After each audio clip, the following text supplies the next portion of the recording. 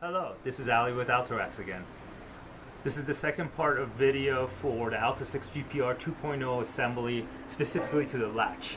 You receive the latch in this shape. You're going to have the set screws with the jam nuts all the way up.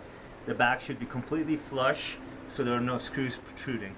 At this point, align the latch assembly with the three holes. The two outside holes are for the latch. Just drop it on and get your grade 8 3/8 bolts right through. Make sure there's washers on both sides. Place the washer. Some of these units are coming with lock washers. We're moved on to nylock nuts, so if you get those, you're not going to get the lock washers. At this case, we're going to have the lock washers. We're going to get those on. Just hand tighten them right there.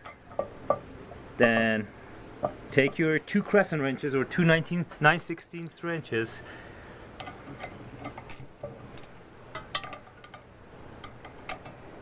and tight. Oh, gonna flip that around. And we want this just tight enough where the lock washer is flush, or you start feeling tension. We're not making this super tight. Alright, we're gonna raise the bar and bring it up, and if you come close, you'll see that the latch is not engaged. One way to see that is the space right here, and then the tip, it needs to be past this bar, and it's not. And that's by design. So at this point, you have a 5/32 Allen key that came with your kit. You can use this, or I'm going to use this little ratchet because it's just easier to assemble with these, and we do a lot of assemblies. And go ahead and crank these set screws down.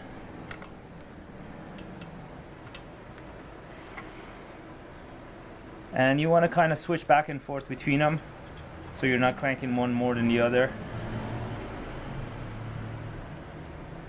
After a few turns, go back to the down one. Keep cranking. And bam! You now have a fully engaged latch with zero spacing between the bar, and that's how you get it super tight.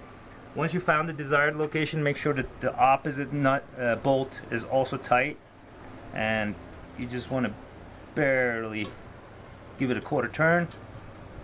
Get your nuts in position, your jam nuts, that is.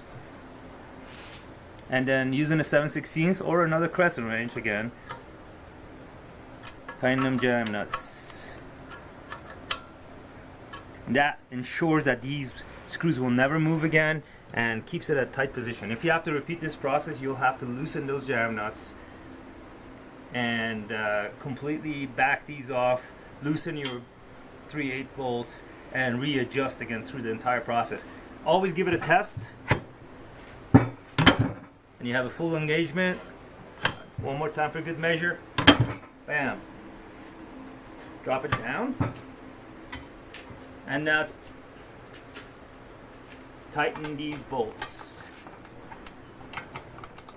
and these should be pretty tight.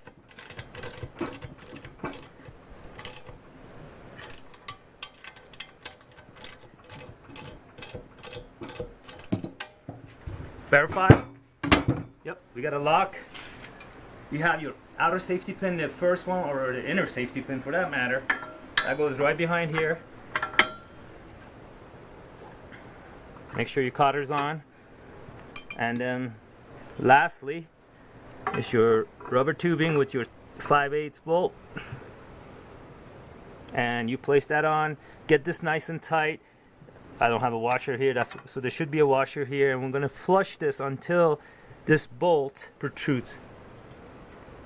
I'm going to grab the washer.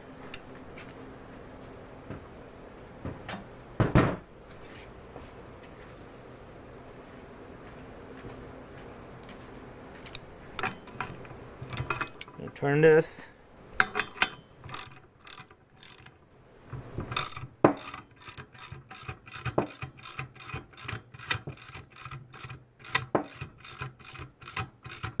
And this has two functions. One is when you remove this pin, you could drop the rack down to a secondary position, and this allows you to clear most doors, SUV flip-up doors, back doors. The van door, it gives you access, but it doesn't give you full clearance. For that, you'll need to take the bolt out. about it. You can also use this to adjust the tightness of the rack if you have any side-to-side play. You give this a couple of crank. In a couple of years, if this rack becomes a little loose, this is also your adjustment to reset the sizing and the fitment of the main beam within the hitch assembly. Again, this is Ali with ALTA racks. This is how you mount the latch assembly onto the beam and then the hitch. This is the main part of the rack, the weight bearing part. Next, we're going to mount on a vehicle and show you how to install the horizontal cross beams. Thank you for watching this video. If you have any questions, please put it in the comment section. And again, ALTA racks, no touch, no rub, all love. Have a great day.